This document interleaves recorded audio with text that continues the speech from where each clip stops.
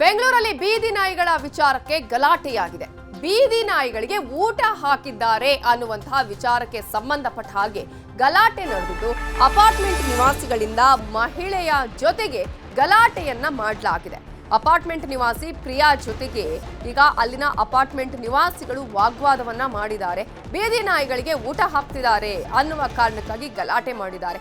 ಇಲ್ಲಿ ಬೀದಿ ನಾಯಿಗಳಿಗೆ ಅನ್ನ ಹಾಕಬೇಡಿ ಅಂತ ತಾಕೀತ್ ಮಾಡಿದ್ದಾರೆ.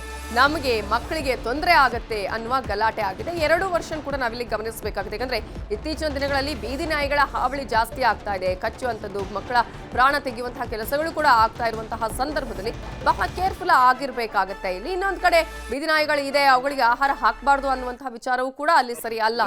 ಸೊ KR ಪುರಂನ ಸತ್ಯಸಾಯಿ ಲೇಔಟ್ನ ಆಲ್ಫಾ ಗಾರ್ಡ್ನ ಅಪಾರ್ಟ್ಮೆಂಟ್ ನಲ್ಲಿ ಗಲಾಟೆ ಆಗಿದೆ. ಇಲ್ಲಿರೋ 100ಕ್ಕೂ ಹೆಚ್ಚು ಬೀದಿ ಶ್ವಾನಗಳಿಗೆ ಆಹಾರವನ್ನ ಪ್ರಿಯಾ ಅನ್ನೋರು ಹಾಕ್ತಾ ಇದ್ದಾರೆ. ಸೊ ಸ್ಥಳೀಯ ಪೊಲೀಸ್ ಠಾಣೆಗೆ ದೂರನ್ನ ಈಗ ಕೊಟ್ಟಿದ್ದಾರೆ. ಪೊಲೀಸರು ಅಪಾರ್ಟ್ಮೆಂಟ್ಗೆ ಬಂದು ವಿಚಾರಣೆಯನ್ನ ಮಾಡಿದ್ದಾರೆ.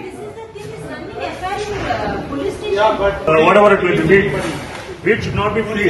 Okay, they'll become aggressive. Do it. Okay. Don't talk to her like that. Don't talk to her. Don't talk to her like that. Listen. Why are you making it complicated? You are making it complicated, boss. You are arguing here. No. Don't point out fingers. ಈಗ solve ಮಾಡಿ ಕೊಡ್ತೀರಾ ಅಥವಾ ಸಾಲ್ ನಾನು ಏನಕ್ಕೆ sir ಅವ್ರ ಹತ್ರ okay next ಐಸಾ ನೈ ಕರ್ತಾವೋ better you go to police station. Exactly, complaint is running.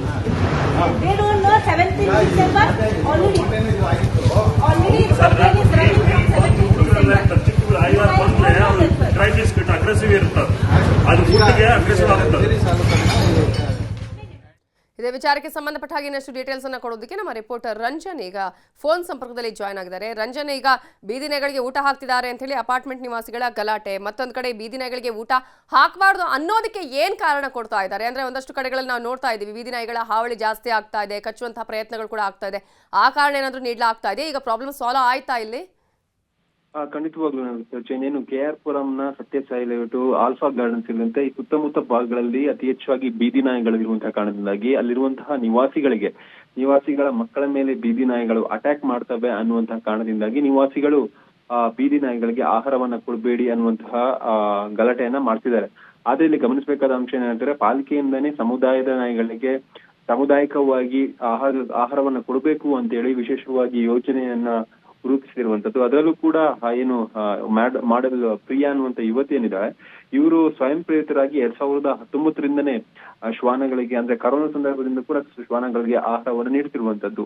ಇಲ್ಲಿ ಸ್ಥಳೀಯ ಅಪಾರ್ಟ್ಮೆಂಟ್ ನಿವಾಸಿಗಳು ವಿರೋಧ ಮಾಡಕ್ ಕಾರಣ ಏನಂದ್ರೆ, ಏಕಾಏಕಿಯಾಗಿ ನಾಯಿಗಳಿಗೆ ಆಹಾರವನ್ನು ನೀಡಿದಂತ ಸಂದರ್ಭದಲ್ಲಿ ಅವುಗಳೇನಾದ್ರು ದಾಳಿ ಮಾಡಿದ್ರೆ ಕಥೆ ಏನು ಅನ್ನುವಂತ ಪ್ರಶ್ನೆಯನ್ನ ಸ್ಥಳೀಯ ನಿವಾಸಿಗಳು ಮಾಡ್ತಾರೆ. ಆದ್ರೆ ಇಲ್ಲಿ ಪ್ರಮುಖವಾಗಿ ಪಾಲಿಕೆ ಕೂಡ ಈ ಒಂದು ವಿಚಾರವಾಗಿ ಅಧ್ಯಯನ ಮಾಡಿದ ಸಂದರ್ಭದಲ್ಲಿ ನಾಯಿಗಳಿಗೆ ಊಟವನ್ನ ಆಗದೆ ಇದ್ರೆ ಅಥವಾ ಹಸಿದುಕೊಂಡು ಇದ್ದ ಸಂದರ್ಭದಲ್ಲಿ ನಾಯಿಗಳಿಗೆ ಅಗ್ರೆಷನ್ ಹೆಚ್ಚಾಗಿ, ಅಂದ್ರೆ ಕೋಪ ಹೆಚ್ಚಾಗಿ ಆ ಒಂದು ಸಂದರ್ಭದಲ್ಲಿ ದಾಳಿ ಮಾಡ್ತದೆ ಅನ್ನುವಂತ ವಿಚಾರ ಕೂಡ ಬಯಲಾಗಿತ್ತು. ಅದಾದ ಬಳಿಕ ಪಾಲಿಕೆ ಕೂಡ ನಾಯಿಗಳಿಗೆ ಒಂದು ಜಾಗವನ್ನು ನಿಗದಿ ಮಾಡಿ ಆ ಜಾಗದಲ್ಲಿ ಸಾಮುದಾಯಿಕವಾಗಿ ಆಹಾರವನ್ನ ಕೊಡುವಂತ ಯೋಜನೆಯನ್ನು ಕೂಡ ಜಾರಿ ಮಾಡಿತ್ತು.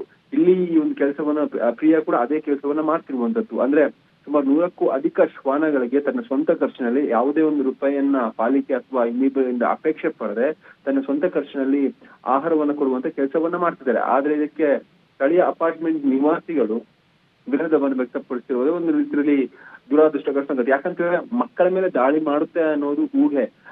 ನಾಯಿಗಳಿಗೆ ಏನು ಒಂದು ಏರಿಯಾಗಳಲ್ಲಿರುವಂತಹ ನಾಯಿಗಳಿಗೆ, ಶ್ವಾನಗಳಿಗೆ ಆಹಾರ ನೀಡಿದ್ದ ಪಕ್ಷದಲ್ಲಿ ಅವುಗಳು ಯಾರ ಮೇಲೂ ಕೂಡ ವಿನಾಕಾರಣ ದಾಳಿ ಮಾಡೋದಿಲ್ಲ ಅನ್ನೋದು ಕೂಡ ಗೊತ್ತಾಗಿರುವಂತ ವಿಚಾರ. ಆದ್ರೆ ಪೊಲೀಸ್ ಠಾಣೆ ಮೆಟ್ಟಿಲು ಏರಿದೆ, ಫೈನಲ್ ಏನಾಯ್ತು?